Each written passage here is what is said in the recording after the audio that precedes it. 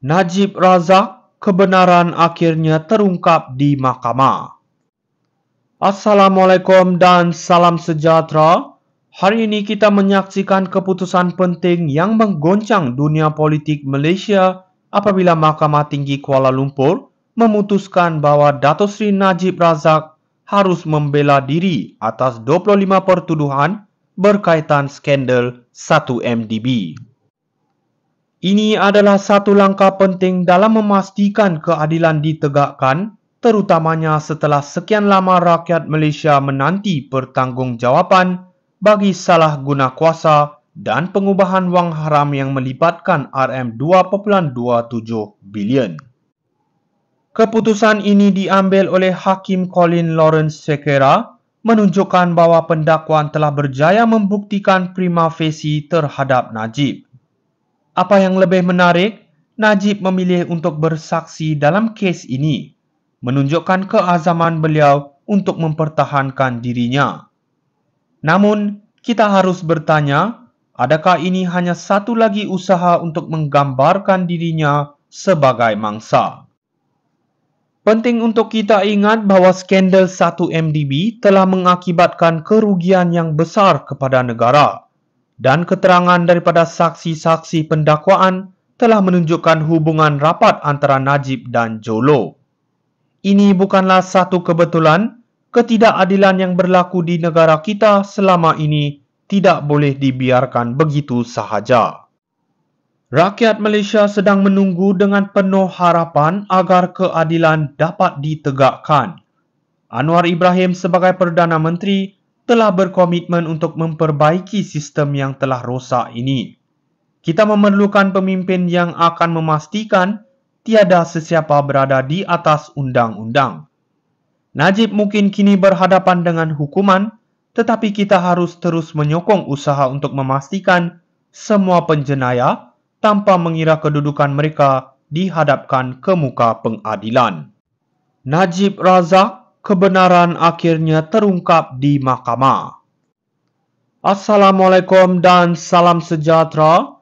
Hari ini kita menyaksikan keputusan penting yang menggoncang dunia politik Malaysia apabila Mahkamah Tinggi Kuala Lumpur memutuskan bahawa Dato' Seri Najib Razak harus membela diri atas 25 pertuduhan berkaitan skandal 1MDB.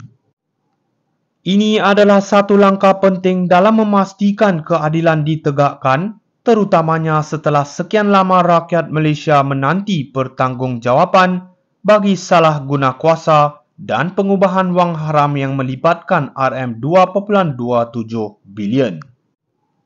Keputusan ini diambil oleh Hakim Colin Lawrence Sekera menunjukkan bahawa pendakwaan telah berjaya membuktikan prima facie terhadap Najib.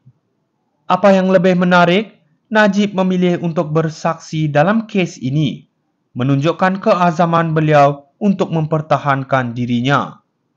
Namun, kita harus bertanya, adakah ini hanya satu lagi usaha untuk menggambarkan dirinya sebagai mangsa? Penting untuk kita ingat bahawa skandal 1MDB telah mengakibatkan kerugian yang besar kepada negara. Dan keterangan daripada saksi-saksi pendakwaan telah menunjukkan hubungan rapat antara Najib dan Jolo. Ini bukanlah satu kebetulan, ketidakadilan yang berlaku di negara kita selama ini tidak boleh dibiarkan begitu sahaja. Rakyat Malaysia sedang menunggu dengan penuh harapan agar keadilan dapat ditegakkan. Anwar Ibrahim sebagai Perdana Menteri telah berkomitmen untuk memperbaiki sistem yang telah rosak ini. Kita memerlukan pemimpin yang akan memastikan tiada sesiapa berada di atas undang-undang. Najib mungkin kini berhadapan dengan hukuman, tetapi kita harus terus menyokong usaha untuk memastikan semua penjenayah tanpa mengira kedudukan mereka dihadapkan ke muka pengadilan. Najib Razak, kebenaran akhirnya terungkap di mahkamah. Assalamualaikum dan salam sejahtera.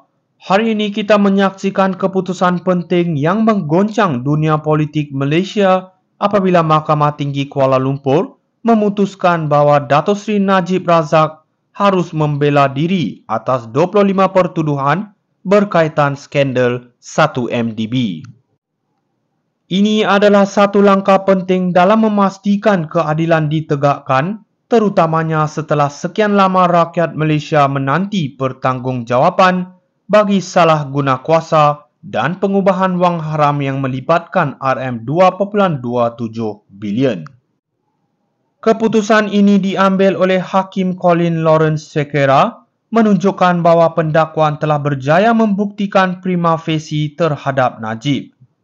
Apa yang lebih menarik, Najib memilih untuk bersaksi dalam kes ini, menunjukkan keazaman beliau untuk mempertahankan dirinya. Namun, kita harus bertanya, adakah ini hanya satu lagi usaha untuk menggambarkan dirinya sebagai mangsa? Penting untuk kita ingat bahawa skandal 1